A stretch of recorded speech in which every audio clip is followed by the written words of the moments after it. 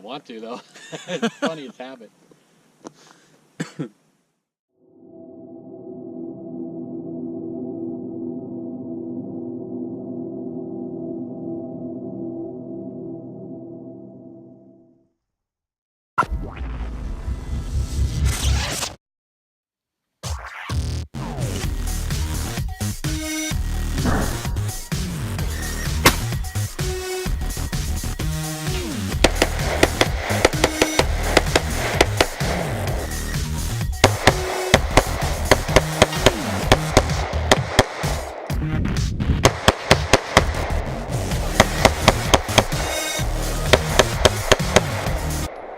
We call this like a response drill. Exactly. All right, so I'm out shooting today with Brandon, and he's basically teaching me a response drill that he's been working on. Unfortunately, I don't have a holster. All I have is an inside the waistband holster, and I don't feel comfortable running a drill like that yet with it. What you're doing is your threat's in front of you, relatively close proximity.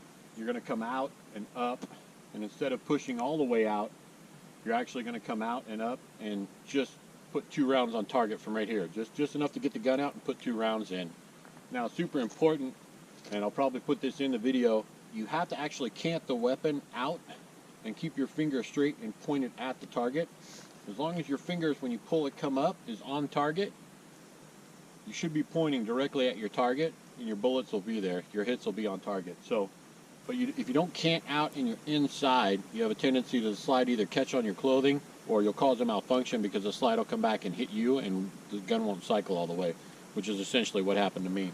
I'll go ahead and give it a run here so you guys can see what it looks like, and then we'll add to it by coming up and giving 2 rounds on target and then punch back and create distance. When we create some distance, we'll probably follow up with some more shots. We'll give it a go.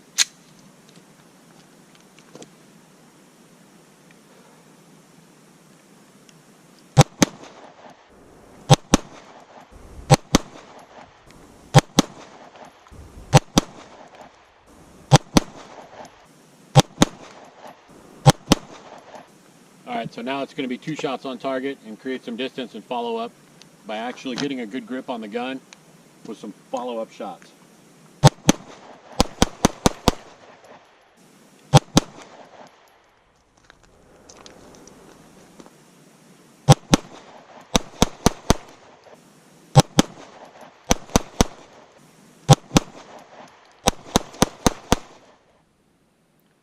So I learned quite a few things when I went out this last time training. One of the first things I learned is that I need to really have some structure to my training. I need to have a good idea of the fundamentals that I want to practice for that day, have enough targets for it, have the proper equipment, whether it's a holster, an outside the waistband holster, whatever it is I need, but to really do that prep before I go out to the range so that I can get the most out of it. In this video here, this is something that I recorded and went back to and looked at later. And if you haven't noticed yet, you will if you look closely. After the first couple of shots, my finger stays on that trigger.